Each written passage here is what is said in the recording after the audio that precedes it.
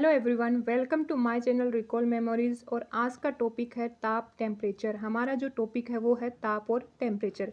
तो ताप किसे कहते हैं, ताप की डेफिनेशन क्या हो सकती है। तो किसी वस्तु का अन्य वस्तु की तुलना में गर्म या ठंडा होने का गुण ही क्या कहलाता है, ताप टेम्परेचर कहलाता है।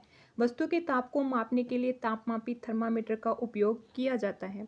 अब बर्फ़ है, गुनगुना पानी है और उबलता पानी है। अगर हमने तीन चीज़ें ले ली तो उसमें बर्फ़ है, उसका टेम्परेचर क्या होगा, सबसे कम। गुनगुना पानी है, उसका टेम्परेचर थोड़ा ज़्यादा होगा। और जो उबलता हुआ पानी है उसका टेम्परेचर बहुत ही अधिक होगा। तो बर्फ़ का ताप है वो गुनगुने पानी की तुलना में कम होता है, किंतु उबलता हुआ जो पानी है उसका जो टेम्परेचर है वो बर्फ़ व गुनगुना जो पानी है उन दोनों से ही अधिक होगा। पहला आता है प्रयोगशाला तापमापी। तो प्रयोगशाला तापमापी में क्या होता है, प्रयोगशाला तापमापी में पहले तो ये बात हमें जाननी जरूरी है कि उसमें क्या भरा होता है। तो उसमें भरा क्या होता है, पारा। उसके एक सिरे पर क्या होता है, बल्ब। और दूसरा सिरा क्या होता है, बंद होता है।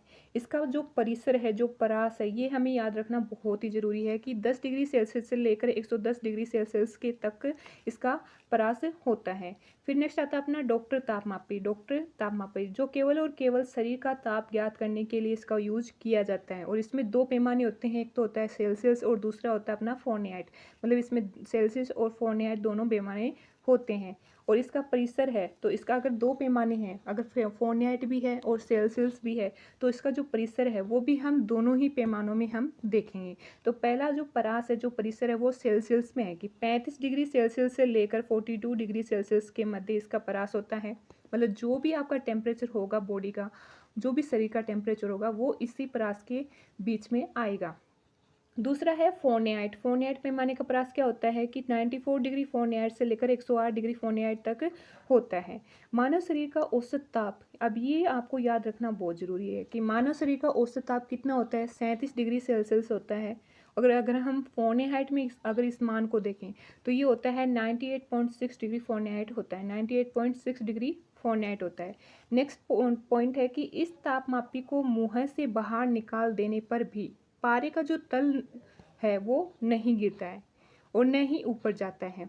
ऐसा बल्ब के पास स्थित एक विभंगिंग के कारण होता है। मतलब कभी कभी क्या होता है कि जो पारा होता है वो मुंह से अगर हम बाहर निकालते हैं तो वो ना तो नीचे जाता है और ना ही ऊपर जाता है, वो जहाँ होता है वहीं पर रह जाता है। तो ये किस कारण होता है, ये होता है विभंग किंग के कारण होता है। नेक्स्ट अपना अधिकतम न्यूनतम तापमापी। अधिकतम न्यूनतम तापमापी में आपको सिर्फ इतना ही याद रखना है कि ये मौसम की रिपोर्ट की देने के लिए इसका यूज किया जाता है। किसके लिए यूज किया जाता है, मौसम की रिपोर्ट देने के लिए अधिकतम और न्यूनतम तापमापी का यूज किया जाता है। नेक्स्ट अपना है अंकीय डिजिटल तापमापी। अब ये तो हम सभी जानते हैं कि जो पारा है वो एक विषाक्त पदार्थ होता है जो अपनी हेल्थ है उसके लिए डेंजरस होता है। तो ये क्या होता है, इसी को देखते हुए ध्यान में कि क्या होता है कि हमारे घर में छोटे बच्चे होते हैं और अगर हमारे पास अगर वो टेम्परेचर थर्मामीटर है, वो ताप मापने वाला है, तो बच्चे क्या होते हैं खेल खेल में उसको ले लेते हैं और कभी वो टूट जाता है। तो वो पारा होता है वो कभी खाने के साथ या फिर कुछ हाथ के साथ बच्चे के पेट में जा सकता है, जिससे क्या होता है कि वो शरीर के लिए बड़ा ही डेंजरस होता है। तो उसी को ध्यान में रखते हुए क्या हो कि आजकल अंकीय और डिजिटल तापमापी को ज़्यादा यूज किया जाता है। किसको यूज किया जाता है, अंकीय या डिजिटल तापमापी का यूज किया जाता है। तो देखिए कि पारा एक विषाक्त पदार्थ है। यदि पारे का तापमापी टूट जाए तो उसका पारा बिखर जाने पर किसी खाने में जा सकता है, जिससे नुकसान हो सकता है। इसलिए अंकीय और डिजिटल तापमापी का उपयोग किया जाता है।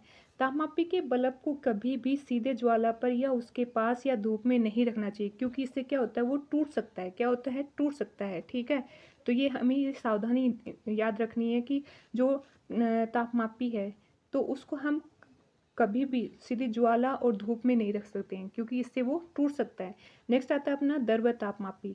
तो द्रव्य तापमापी में किसका यूज किया जाता है, अल्कोहल का प्रयोग किया जाता है मुख्य रूप से।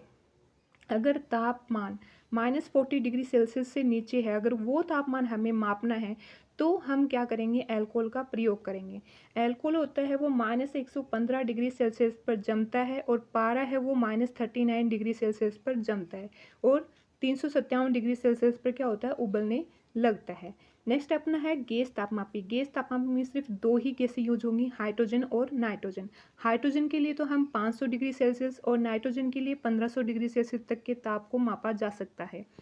नेक्स्ट है ताप युग्म तापमापी। ये सीबेक प्रभाव पर आधारित है। क्वेश्चन पूछा जा सकता है कि सीबेक प्रभाव पर आधारित कौन सा तापमापी है, तो ताप युग्म तापमापी है। इसका जो परास है, कौन कौन सा तापमान हम माप सकते हैं कितने तक, तो -200 डिग्री सेल्सियस से लेकर 1600 डिग्री सेल्सियस के मध्य के ताप को हम ताप युग्म तापमापी से माप सकते हैं। नेक्स्ट अपना प्लेटिनम प्रतिरोध तापमापी। इसका उपयोग 200 डिग्री सेल्सियस से 1200 डिग्री सेल्सियस तक के ताप को मापने में किया जाता है। तो इस प्रकार जो टेम्परेचर है और जो उसके रिलेटेड तापमापी हैं जिनसे हम ताप को माप सकते हैं, इतना ही टॉपिक था। यहाँ पर आपका ये टॉपिक कंप्लीट होता है। और पढ़ते रहें और अपने सपनों को पंख देते रहें।